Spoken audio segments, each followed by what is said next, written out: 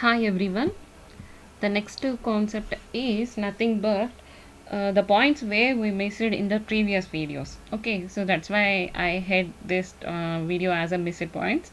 Okay, so now the first slide or first point we missed is the differences between object oriented programming as well as the procedure oriented programming. We'll see. So differences between from Mina, there are a different possibility of asking question for the same concept, that is explain differences between object oriented programming versus with procedure oriented programming, or like that they ask, in the question paper people may ask like advantages of object oriented programming or disadvantages of procedure oriented programming, or like that advantages of object oriented programming over procedure oriented programming language. Okay, so these are the different ways the question will come, okay, on this topic.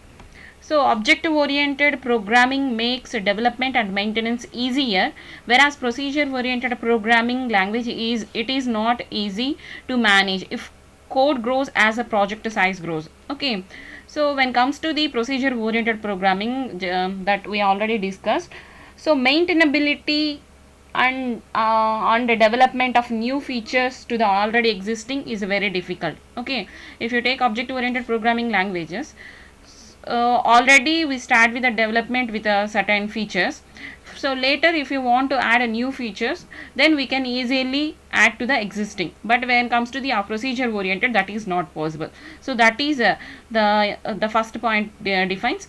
So object oriented programming makes development as well as the maintenance. Okay, whereas procedure oriented programming that not make it as easy.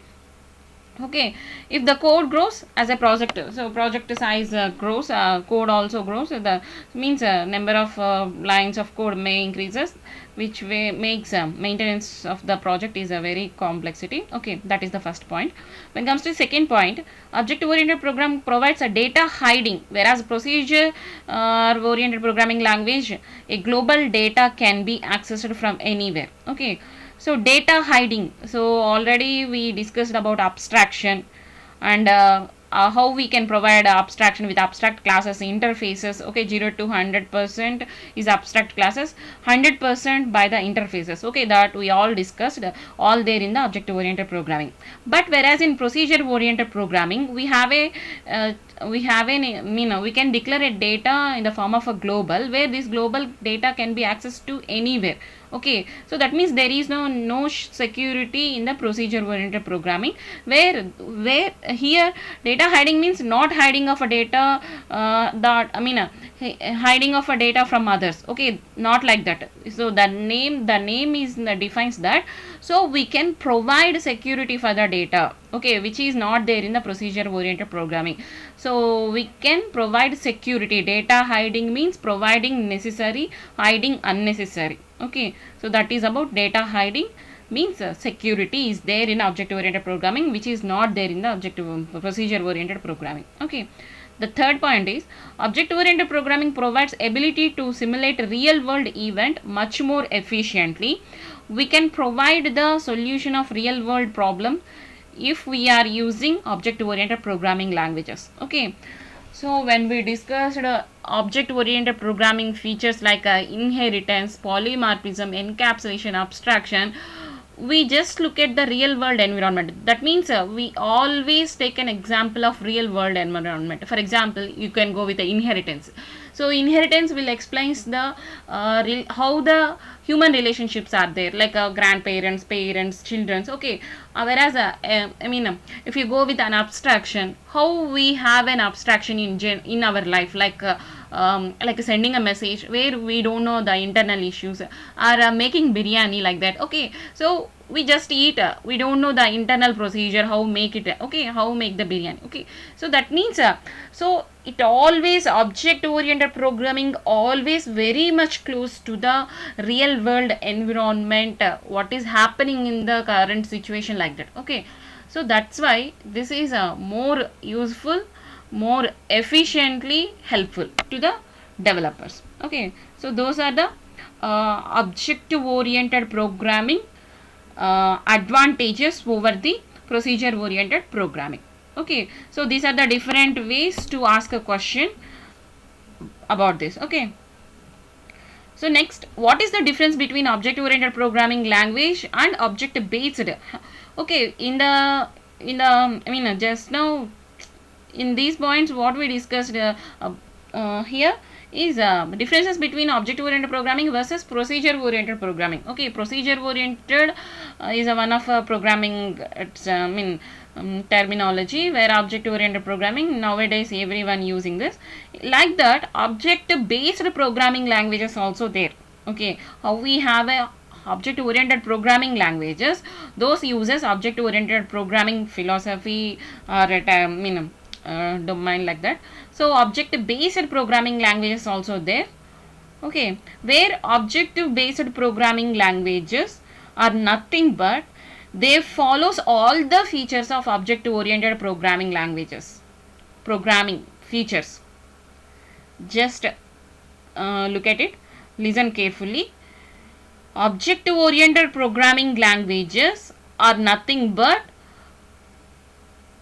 languages that follows object oriented features, object oriented programming features, like a class, object, encapsulation, inheritance, abstraction, polymorphism, okay, runtime polymorphism, dynamic binding, like that we discussed so many in the first video. Okay, here now object based programming languages also there. So what is that object based programming language? It is a very important interview question. So people very much familiar with the procedure oriented programming, but this thing is very new to you. Object based programming languages. Object based programming languages are nothing but they follows all the features of object oriented programming except inheritance. Okay, so except inheritance, they follow every concept, every feature of object oriented programming. Okay, so for object oriented programming you can tell Java is a best example for object oriented programming language, but when it comes to the object based programming languages, we have JavaScript, VBScript, like that. Okay, so these are the object based programming languages examples. Okay, hope you understand the slide. Go with the next one. Okay, so structure of a Java class, that is we missed next, we'll see. So first go with the simple program. So requirements for Hello Java example are nothing but, so requirements for Hello Java example, which means to execute any Java program we need these things. Okay, so installing the JDK into your system. Okay, what is JDK actually? Give abbreviation for JDK, Java Development Kit.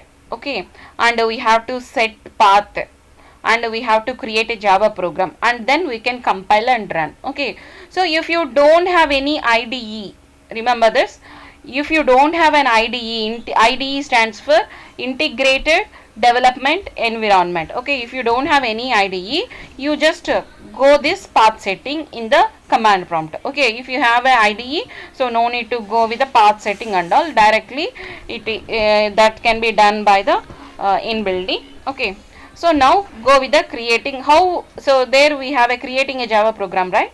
So how to create a Java program? So these are the steps involved in. First of all, we have to create a package. After that, we have to import the existing packages, and after that we can create a class name, and after that we can define methods. Okay, and later on the compulsory method, main method. Okay, so this is nothing but the structure of Java class. This is entirely, so maximum in every example we start with only directly class name. Okay, but actually the structure is, it should include packages creation, after that import statements, after that class name, class creation, after that methods, any methods we can define in a class, but the compulsory method is at least one method is required, that is main method. Why? Because the execution from here only, start from here only. Okay, so people somewhat confused with whether the package creation is first or import statement is first. Okay, remember this always, package creation is first. after that only import statement. So import is a statement used to import either pre-existing packages or else user defined packages. Okay, so user or a developer can create a package for this code, and after that if he needs, he import the pre or user defined packages, and after that he has to create a class. In that he can build any number of methods, but the compulsory and at least one method is public main method. Okay, so that is about simple program. Okay, so these are the requirements to execute a Java program. So without an IDE, IDE stands for Integrated Development Environment, like Eclipse, NetBeans, like that. If you are using any IDE, you don't need to go with this JDK installation, path setting, like that. Okay, there you can find directly. Okay. So while creating a Java program, this is the structure you need to follow creating a Java class. Okay, so package, import statements, class, methods, and compulsory method, main method. Okay, so I hope you all remember how to save a file. We have to save a file like this, simple.java. 3 names should be matched. Okay, the name of the class, the name of the file where we can save with it. Okay, save the entire code. First one, name of the class. So class name should match with the file name, so that we can save this entire code. Okay, with that we can save this entire code, simple.java. Okay, to compile we can use Java C. So some in previous question papers people ask, question paper, a question asked like that, what is Java C, what is Java? Java C is nothing but a compiler. Okay, Java is nothing but an interpreter. To compile Java source code, we can go with the Java C. It generates the class file. Okay, so when comes to the Java is an interpreter. It executes the class file and give the output. Okay, like that we can tell. We have to write the answer. Okay, so this is the structure of a Java class. So for saving, we can use the same class name and with an extension .java to represent it is a Java file. To compile, we have to include Java C compiler. Java C is actually a part of JDK. Okay, after that space, name of the class .java, full name. So with what name we can save this file, we have to include here. Okay, but to execute, so people are always confused with the difference here. So while using Java compiler, you have to provide the extension of a source file also. Okay, but here to execute Java enough, no CD. Okay, so Java is enough, and after that you just include the name of the class. Okay, that is nothing but for running. Okay, so see, here I provide an example for the structure of Java class. So first we create a program, source code or program, first.java. There we can create a package. So package learn Java. So package is a keyword which can be used to create a package, where learn Java is the name of the package. Okay, and after that so we start with a class and a method, like that. Okay, this is a one program. Name is nothing but first.java, and we can create one more program, that is a file, second.java. So there also I am trying to create a one more package, that is a package space Java. Okay, so Java is actually predefined, we don't want to use it, so go with a different name. So I just add one here. Okay, so so the class structure start with a package, after that only import. So to justify this, I'm giving this example. So I created one file, first.java. There I can write a set of statements, and after that I create a new file, second.java. I creating set of statements. So package Java 1. Okay, for this entire code I am creating a package. For this entire code I am creating a learn Java package. Okay, now see here, after package only you are we are using import here. Import learn Java. What I am trying to do is, so I am accessing the entire code, that is a first class message method, or comes under learn Java package. I am just importing here. So from here the entire code I am trying to import here. So first statement should be package creation. Later we have a import statements. It may be predefined package or maybe user defined package. Here I am using user defined package. Okay, after that class, in that class I have a main method. There I am creating an object for the this class. I am calling that the message method to here. Okay, so like that it will print a hello message. So like that, so the structure start with a package creation, import statement, class, method, like that. Object, if you want you can give like a object also, object creation also in the main method is happening. Okay, so that's about. So understanding the Java first program. So this is the structure of the program, or a simple program structure. So we have to understand the keywords which are there in the Java program. Okay, so first one is a class. So class is used to create a Java class. After that, public. So in the public static void main method we have a public, right? Public is nothing but a keyword. All are keywords only. Okay, so public is a keyword. It is nothing but access specifier or access modifier. So which represents the visibility. Visibility means so how far it is visible. If it is a private, it can be visible to anyone. If it is, if it is a public, it is visible to everyone. If it is a private, it is only restricted to visible within the specific scope. Okay, like that. So public is a access modifier as a specifier. So static is a keyword. Okay, all are keywords. So static is a keyword where we can use it to declare a method as a static, and that's why it is called as a static method. So advantage of a static method is that there is no need to create an object to invoke this method. Okay, so directly by the class name we can invoke that method. Okay, and also the main method is executed by the JVM, so it does not require to create an object to invoke the main method, so it saves a memory. Okay, so no need to create an object. And one more also for this static data, not for a method, static data, that means variable.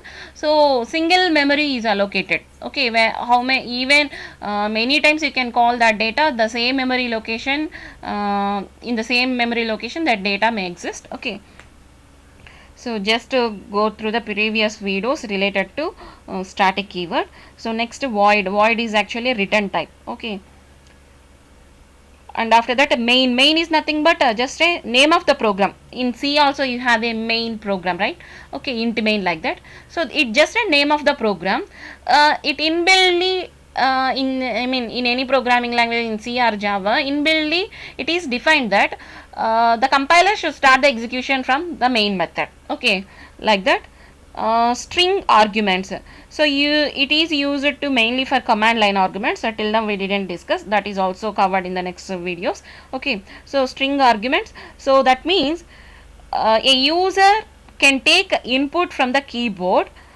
The system, the JVM, treat that input as a string only. Even you can give a integer 1, 2, 3, or maybe float 1.10, 1.2, like that. Even though you can give different type of a data, the system or JVM will treat every data given by the any data given by the user as a string. Okay, and the user can give any length of a data. That's why we are treating it as a string array. Okay, and the arguments is nothing but name of the input given by the user. Okay, he may give any length of a data, and the name of the data is nothing but arguments. Okay, so string array with the name arguments we are taking. Okay, we'll discuss this in the video of command line arguments later. So system.out.println is used for print statement. Okay, so system is actually predefined class. This out is nothing but object for this system class. By that object we are trying to call the println method. Println, how we have a printf in C, we have a println method for printing the data. Okay, so these are the basic terminologies or maybe keywords which are existing in the structure of the simple program or a structure of the Java class. Okay, And one more is what are the different ways available to write a Java program. Okay, so there are different ways, means simply so this is a simple program, right? So how can we write this in different ways? By changing the main method itself. Okay, by simply modifying the main method. So we have to create a packages, that is compulsory. We have to import if required. Class is compulsory, methods may or may not exist. Okay, so the compulsory and where I mean there is a possibility of changes in the statements are nothing but main method only. Okay, so there we can perform different changes. So there are many ways to write a Java program. The modification that can be done in a Java program are given below. By changing sequence of the modifiers, method prototype is not changed. Okay, by changing the sequence of the modifiers. See, so generally till now, so this is a very important. Okay, so can we do like this? Yes, we can do this, the main method. Okay, so a main method can also be written like this, that is possible. So by changing the sequence of the modifiers, like a static public, generally what we have actually, so public static void main string arguments. Okay, that we can change like this. So static public void main string arguments, that means we are interchanging the static and the public modifiers. So but we cannot change the method prototype. Method prototype is nothing but return type, name of the method and arguments. So this entire thing is nothing but a prototype, so that cannot be changed. Okay, so interchanging, I am telling, interchanging static to public, public to a static, that can be changeable. But main, after that main void, or maybe main strings void, like that cannot be changeable. Okay, so next, subscript notation in Java array can be used after type, before a variable or after a variable. Okay, so now here we can change the modifiers. Like that we can also change the subscripts which are there in the parameter as a parameter. Okay, so string array arguments, like that we just discussed now. Okay, so these array scripts after data type we can specify, or after data type space in front of a variable name we can specify, or after data type space after variable name we can specify. Okay, so like this we can change the positions of a subscripts. Okay, so public static void main, so after that in the parameters we can change the positions of a subscripts after data type, or maybe before variable name or after variable name, so we can define. And the third one is, you can provide var argument support to main method by passing 3 ellipses or dots. Okay, so this is the different way to define a main method. So here we have a string type of arguments. Okay, so here we have to specify the size of an array. Okay, so here we have to specify the arguments length, we have to specify initially. While discussing command line arguments I will tell you, but when comes to the, so without specifying the length of the arguments also we can take the input from the user. So that is possible with the var arguments, variable length of arguments. Okay, so public static void main is common, but here we can specify 3 ellipses or nothing but 3 dots. After data type we can specify these. After that we have a name of the variable. Okay, so this is nothing but, so this arguments is used at the time of command line arguments. Command line arguments nothing but taking the input from the user while compiling the data, running the data, that is from the command prompt. Here there we, before taking the input we have to specify the how many number of arguments you are trying to give. Okay, the difference between command line and var args. Here you have to specify the number of arguments and you have to give that number of arguments only. But here you no need to specify number of arguments, but you can give any number of arguments, that is nothing but a variable length arguments. So this is the one more possibility for the main method. Okay, these two we missed, we will discuss in the next videos. Okay, So next, having a semicolon at the end of the class in Java is optional. Okay, so till now we discussed many programs in the subject, but I didn't specify this semicolon. Why? Because it is an optional. Okay, even you can place a semicolon. There is no issue at all. If you wish, you can. Otherwise, you may leave. Okay. So these are the different, so just to summarize the different ways to provide Java main method signature. So public static void main. So I'm just changing the position of subscripts in these three statements. After that I provide variable length arguments. Okay, here I just interchange the modifier static public. Okay, and after that here I can add final here. Final also I can add. Why? Because the main method can be inherited. Okay, to stop the no, not inheritance, actually overriding. Okay, overriding. To stop overriding I can use a final. For a method, to stop overriding. For class it is to stop inheritance. Okay, to stop changing the value for a variable we can use a final. So there are actually three uses of final keyword. Just look at the final keyword video. After that I can change the place of a final to here. Okay, final public static, like that. And next, final strict fp public static void main string arguments. Okay, so this is actually a string function. When we discussed about string class, we will discuss this, okay, in depthly. So that's these are the different valid ways to define a main method. Okay, so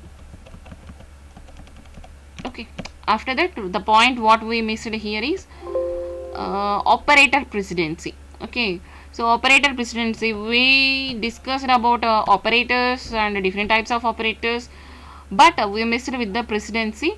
I presented here the table, but before that, what is an operator or operand? What is a give a one line definition for operator. It is one of the exam question. What is an operator? What is an operand? Okay, so operator is nothing but a symbol. A symbol, for example, plus, star, minus, division, okay, modulo, are nothing but symbols. An operator is nothing but a symbol which can be used to perform some calculations. Okay, what is an operand? Operand means so 7 plus 3. Plus is nothing but operator. What is about 7?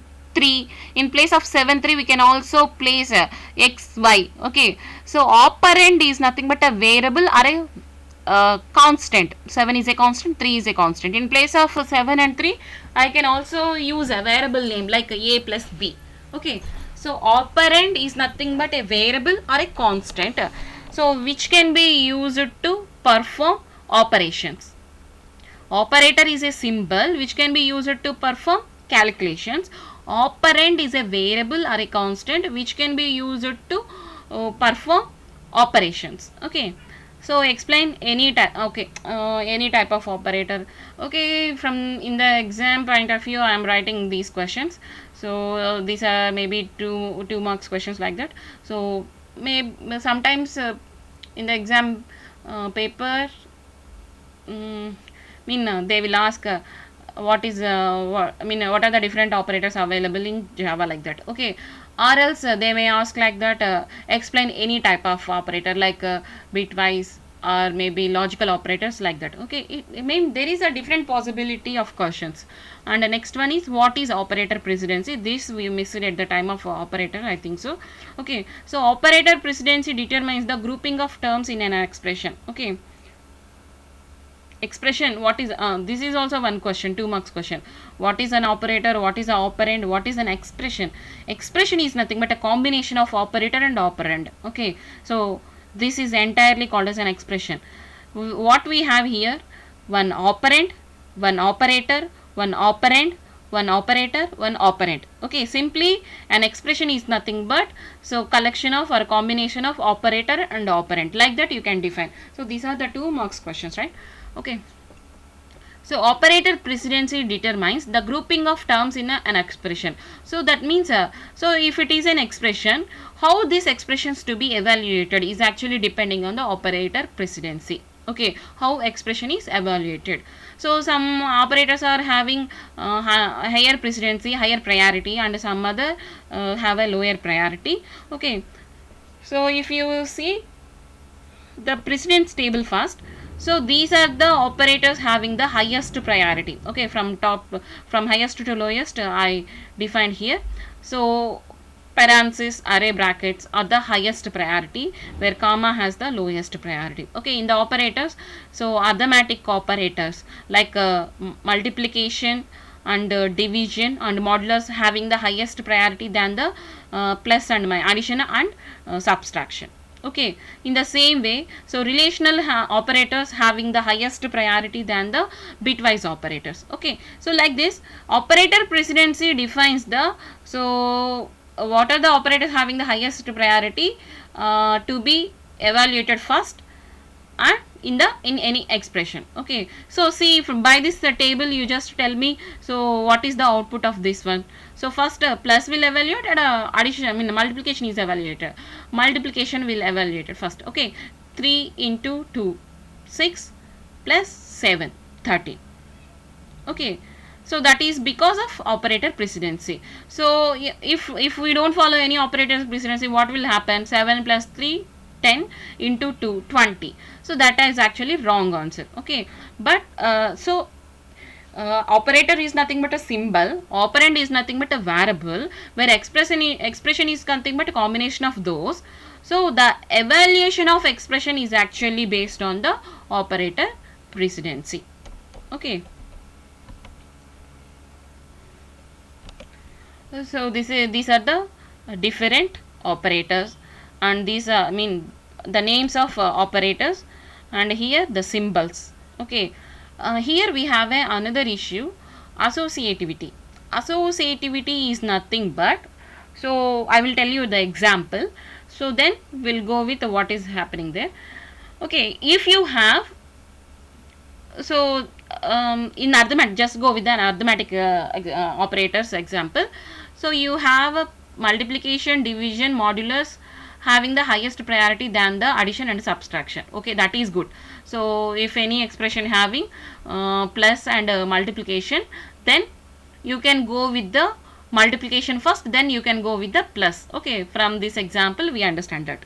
But my question is, if you have multiplication and subtraction and modulus are in the same expression. Okay, so here if a multiplication, subtraction, modulus operators existing in the same expression, then how they will execute. Okay, how the expression will evaluated. So that can be answered by the associativity. Associativity means it defines, so this particular operators, the associativity is nothing but left to right. Okay, so means, so if multiplication, division and modulus are existing in the same pattern, so we have to execute the from left to right. Okay, so multiplication first, after that division, after that modulus. So if in case if we have a modulus first, after that multiplication, after that division, then also we have to follow left to right. Okay, so whatever the operation comes first left, then we have to evaluate it, then next, then next. Okay, so if the same priority operator are existing in the expression, how to execute those operators, that can be defined by the associativity. That is nothing but for this specific example, left to right. Okay, so like that we have a associativity rules for it. Okay, associativity of evaluating of expression. Okay, so this is also we missed at the time of operators. Okay, so every point is important. So by this topic operator, there is a chance of asking a 10-mark question, as well as there may be a chance of asking 2-mark questions. Okay, so very important concept for external and mid exams also. And data types. What is a data type? Just to define the name. Okay, it's just a 2 marks question. What is a data type? Data type is nothing but it defines the type of a data. For example, 2, it is nothing but integer. So how we are telling it is a integer? So depending on the type data, so we are telling that is an integer. So data type, simply it defines the type of a data. So we discussed primitive, non-primitive. Primitive means predefined, non-primitive means user defined. So in that boolean, numeric, character, integral, in the integral, byte, short, int, long, in the float point, float, double, like that we discussed many things, right? In the user define also we have a string array, like that we discussed everything. Okay, we discussed the range of values, the size of a data type. Okay, so the name of the data type, the size we discussed, the range of values also we discussed, but there we missed the default value. Okay, so default value means if you didn't specify any data to a particular data type, for example byte b equal to, if you give a value, that is okay. If we don't give a value, some default value is assigned to the particular data type. What are those values? These are the values. I missed this column there, so that's why I am recalling that one. Okay, so data type list is here, and the size of data type is also here. The range of value, so range of value means in between these values only. So for example, if you try to give a 128, positive 128 to for byte data, it won't take the value, I mean it give some garbage value. Okay, so why? Because so the range of byte data is nothing but minus, in between minus 128 to 127. If you go with the upper limit, other than upper limit, or so than mean lower limit, so it will give an error kind of message. Okay, so that means out of bound, like that. Okay, so these are the different data types, these are the size of data types, these are the ranges. Range defines the, for example boolean, you have to give only true or false. These are the two values you can give for the boolean. Okay, if you go with the null or maybe etc, like that, you can't give. Okay, so why? Because these are the possible values for the boolean variable. So these are the range of values you have to give for the values. If you exceed the range, then it will give some other problem. Okay, so that is about data type, size, range of values. Okay, new thing is default value. What is the default value for byte? Okay, if you see byte, short, int, long, these are nothing but integer data types, right? Integer data types. Okay, for all those we have a 0 as a default data type. Okay, default data type. When comes to the floating point, float double, there we have a 0.0 f, 0.0 d. These are the default values. When comes to the boolean, so the false is the default value. When comes to the character, we have a \u, Unicode. 4 zeros are the default values. Okay, so what I am trying to say is hope you understandable. Okay, so we already discussed types of data types and sizes of for those, and after that a range of values that can be possible for particular data type. We missed the default values. For all integer we have a 0 as a default data type. For float we have a 0.0 as a data type, and a false for boolean, and this is for char. Okay.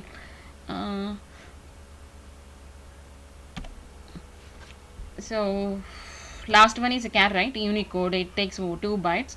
So why? Because it is because of Unicode system. So it is a very important 2 marks question for you. So why Java, in Java char uses 2 bytes? Okay, what is a /u for zeros we have? Okay, so because Java uses a Unicode system rather than ASCII code system. So before Java we have a like a ASCII, ISO, KOI, Big 5, GB1, 8030. So these are different standards. How we have ISI stands for like missionaries, refrigerated and all, like that. For languages also, these are the standards: ASCII, ISO, KOI, GB18030, or Big 5 for Chinese. Okay, Russian. So for different countries, different standards are there. Okay, so we are following these ASCII only. The thing is, before that, before Java we have this. Okay, but the problem with already existing standards is if you want to use a specific letter in different languages, it requires more number of memory space, more memory space to store. Okay, So if a particular code value corresponds to a different letters in various language standards. Why? Because this Java is not only restricted for English language, it can also be expressed in Chinese, Japanese, different languages also. Okay, so if you try to a specific word like elephant, elephant in English it will take 8 letters. Okay, but when comes to the Chinese it may take more than that. When comes to the Japanese it may take less than that. Okay, so based on the different words written languages, okay, so the number of characters to a specific letters may vary. Okay, so to sort out all these problems, if for example elephant in English occupies 8 bits, that means I am assigning 1 byte, but in Chinese it takes more than that letters, 8, more than 8 letters. Okay, so I have to again change the size of the data. Okay, so for that reason, to give a standard memory for for a word in any world written languages, if you take elephant in English or Chinese or Japanese, so where whatever may be the language, you don't need to specify a different sizes. Okay, for that reason we can go with the Unicode. Okay, so Unicode is a universal international standard character encoding that is capable of representing most of the world written languages. Okay, if you take any word, any word in any language, it always comes under this Unicode length of data. Okay, so if you specify 2 bytes, 2 bytes is required to specify this Unicode system. That's why for character we are using these 2 bytes. So that character can be represented with the Unicode system. So the maximum size is nothing but 16 bits in the Unicode system. So that's why we can go with the 2 byte. Hope you understand. So we have so many written languages in the world. Okay, so if one word taking one memory in one language, the same word will take a different memory in different languages. Okay, so in one language we are giving 1 byte, but it requires 2 bytes in another language. Okay, so to avoid that complexities, we can go with the Unicode system, where the maximum the maximum size of any character in Unicode system is nothing but 16 bits, that is 2 bytes. That's why we are defining a character size as a 2 bytes. Okay, the lowest value is just like a slash u, 4 zeros, and the highest value is nothing but a slash u, 4 f. Okay, so hope you understand. Just read the statements and understand, or else if you want to learn more you can Google it, or finally you can ask me also if you want to know more than that. Okay, so that's all.